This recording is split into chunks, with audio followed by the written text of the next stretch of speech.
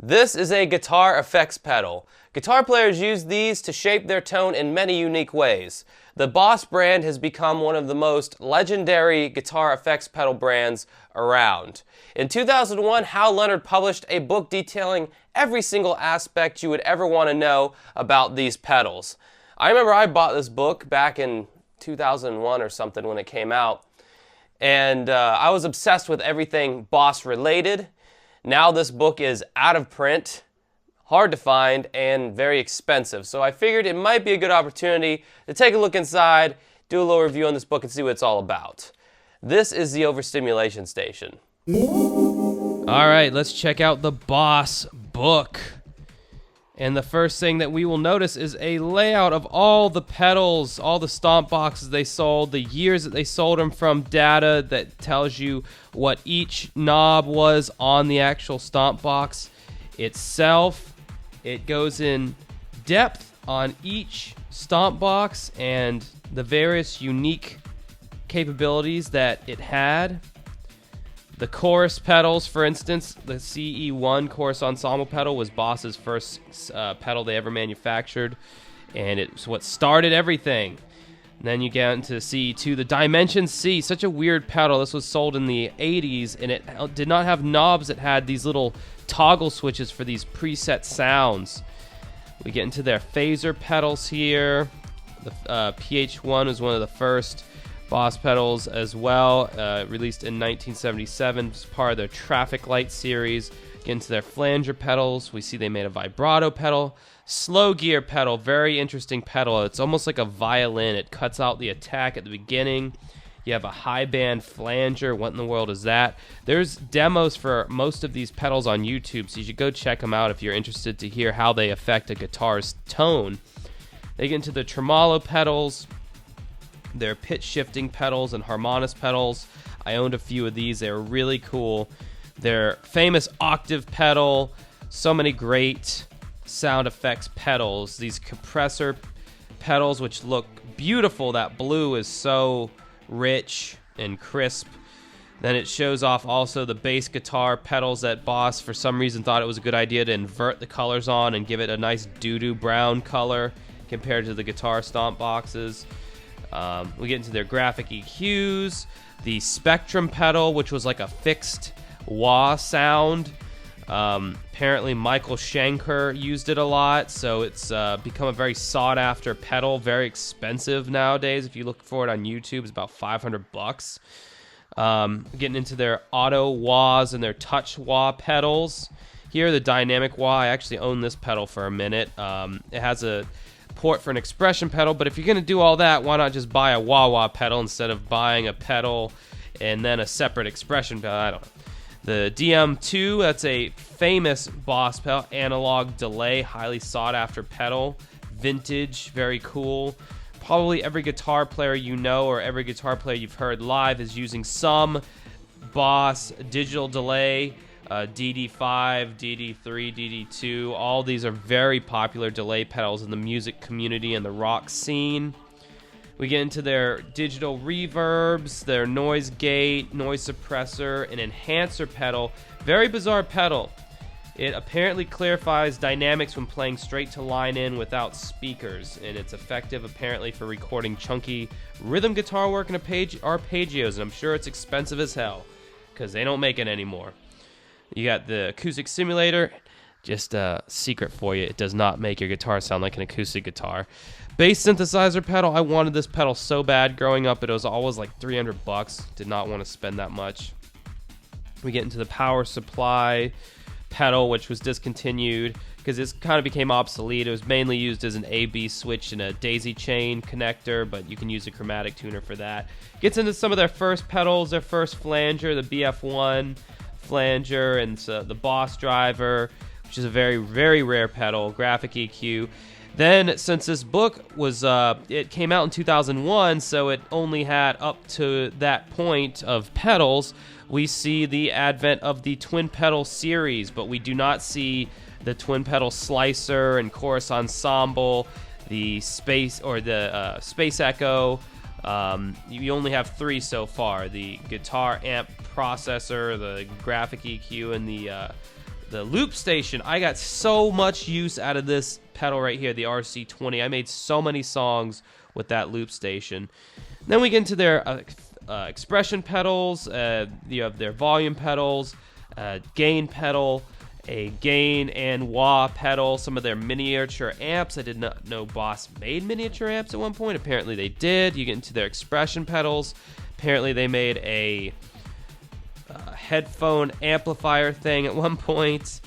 This thing just goes fully in depth. Then we get into some of the Roland effects pedals that were out before Boss was even a brand.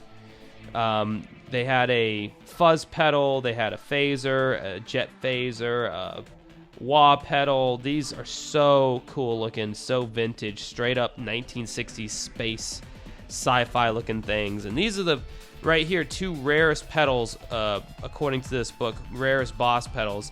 A preamp for an acoustic guitar, which had different font on it than what they eventually went with. And then they have the DS1 distortion that marked their 6 million unit celebration, which they apparently only passed these out to overseas joint venture firms. Why only those people got it, I don't know, but it's got this cool mirror finish with custom printing on the top. Again, in this book, it goes into this guy, Mr. M. This guy is just apparently a Boss fanatic and has a huge collection of Boss pedals. I mean, look at all those Spectrum pedals. Those are like $500 a pop. This guy's gets to send his kids to college with all these pedals that he's got. So yeah, it just goes through his collection, which is very, very impressive. He even saved the proprietary Boss 9-volt batteries that they used to use in the Boss Effects pedals. He's got some of the vintage Roland pedals in here too. Very cool. Goes into this frequency analysis page for all of the distortion pedals, which, I mean, I don't really see how this is really going to help you at all unless you know exactly what a wave file looks like just by eyeing it. I don't know about you, but I'm not that good. So then it goes into this atlas for all 20 distortion pedals, and it kind of gives you a chart of how they cross over and how they stand up in the spectrum of distortion. Very cool. Here's a full-page spread of the Boss chronology. So we have the overdrive, distortion, chorus, phaser, flanger, all that kind of stuff, and when they existed on the timeline for the Boss pedals. So that's pretty cool. You get some advertisements here. Then it goes into the super OCD stuff for like someone who's like an obsessive compulsive person when it comes to Boss pedals. It gives you the exact design and schematic and just anything you'd ever want to see or know. It gives you all the various buttons and knob differences, all the way down to the different springs that were used and the different battery snaps and the backs of the pedals, and the labels and how the labels change colors, the thumb screws and how the thumb screws changed over time. Just, anything you would ever want to know about a Boss pedal is in here. Then it gives you a complete history of Boss from their beginnings till now. Provides a bunch of pictures, archival pictures. Would have been nice if all this had been black and white, or if it had been color. It is in black and white, stupid. If this was in color... again, it gives you kind of a chronology throughout time of what pedals were released, what years. Very cool. They need to update this book, man. I'm telling you. They give you a special interview with the chairman of Roland, Iketaro Kakahashi, which is awesome. Sorry if I butchered your name. Then the inside story here. This gives you an interview of not all the developers, but like 4 of the developers, a marketing person, an advertising person, and they go through all these pedals and they tell you, they're interviewed and they give you their stories and their recollections of each individual pedal and the challenges and the different kind of problems they ran into trying to make these pedals work and design these innovative sounds for guitar players. And I don't know, this goes into a bunch of interesting stuff in here about how they don't sponsor anybody. They don't, no professional musician is sponsored by Boss. It's all like they rely on the quality alone, and they talk, there's all kinds of stuff in here you'll learn about that's, even if you're not interested in pedals. I mean, I will venture to say you will still find this amusing. And then they do a little comparison between some Boss pedals and their competitor, like Electro Harmonix and MXR, which is very ballsy because the MXR Phase 90 and the Electro Harmonix Big Muff are legendary pedals in their own right, but they stack them up against some Boss pedals.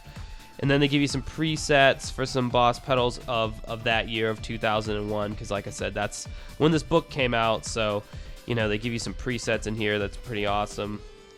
They give you some the Boss bestseller rankings for Boss pedals that you have just for that year, then of all time, and then the rarest pedals that had the shortest production: power driver, extortion, fuzz, dynamic wah, limiter. So yeah, this book is just, and it comes with a CD that's got examples of sounds of these pedals. So this book is just the most comprehensive you're going to get if you're a gear fanatic and you like Roland or Boss at all. Alright, so I hope you enjoyed watching this video. I hope it was informative and useful to you. Like I said, this book is out of print now, unfortunately. It's hard to find and it's quite expensive. I think it retails, well, not retail, but you can find it online. I've seen it for about $80 to $90, which is kind of a slap in the face because right on the back, above the UPC code, it says 1995. Yeah, you wish. I really hope they do an updated version of this book and include some of the new iterations of the Boss pedals that have come out since 2001, almost 20 years ago. But until then, we'll just have to keep hoping. So anyway, I hope you enjoyed this video. Check out some of my other videos alongside here, and enjoy the rest of your night.